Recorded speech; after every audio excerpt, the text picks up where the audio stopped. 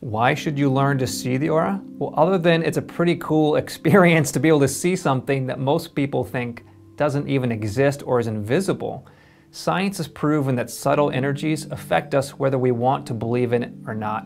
Energy is everywhere.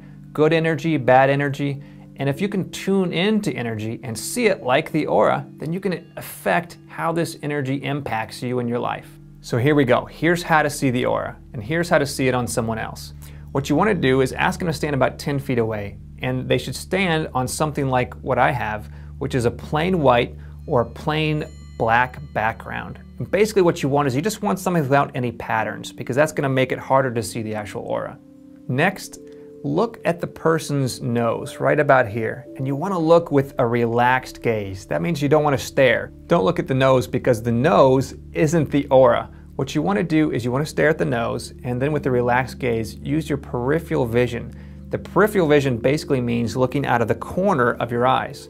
Here's the cool thing. Your eyes are curved, which means that they can see a different spectrum of light on the side, on the corner of your eyes, than you can head on. So what you'll first see around their head and shoulders is basically a transparent fog. Here's the thing. The aura, when you first see it, appears very transparent. Have you ever gone out on a hot day and you're looking at a car or a sidewalk and you'll see those heat waves kind of like shimmering? That's what it'll look like, but it's just gonna be barely just an inch to maybe half an inch just off their shoulders and around their head.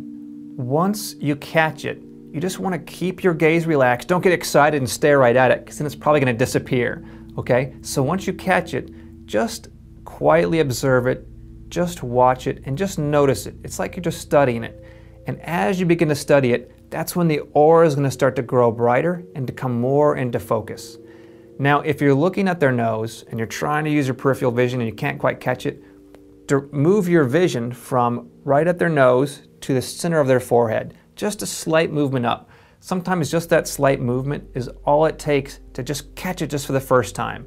Because what you're trying to do is just notice it, and once you notice it, just to stay on it until you can see that it changes just a little bit. Some people can see the aura right away, others take a few minutes.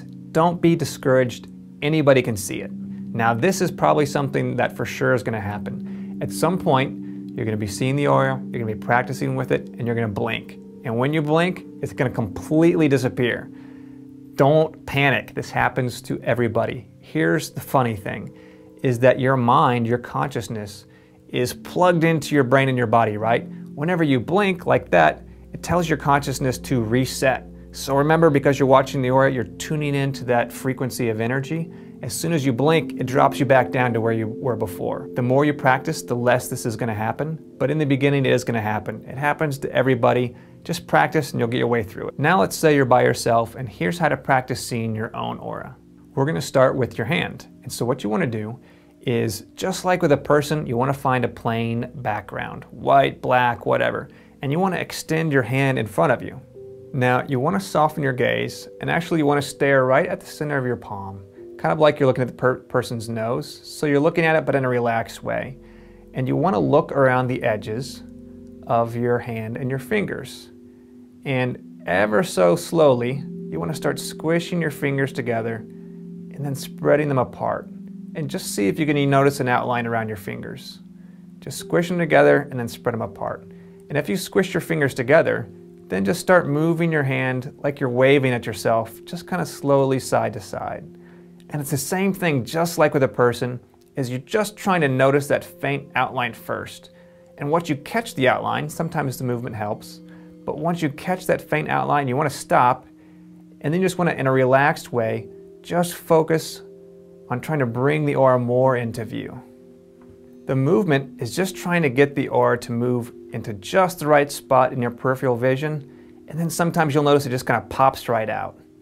And here's the cool thing, you can also do it with your foot. And I used to do this all the time when I was lying in bed. I'd wake up in the morning, 15 minutes early, and I would just move my foot. I would just twist it back and forth, and I would look at the aura around my toes and study my foot. In the next video, I'm going to show you how to be able to see energy in the air. Here's the cool thing, it's not really in the air, it's everywhere. So you're going to learn how you can see energy everywhere. If you're able to see the aura, share your excitement. Include a comment below telling us about it, then join us on Facebook. That's all for today. Thanks for watching, and I'll see you next time.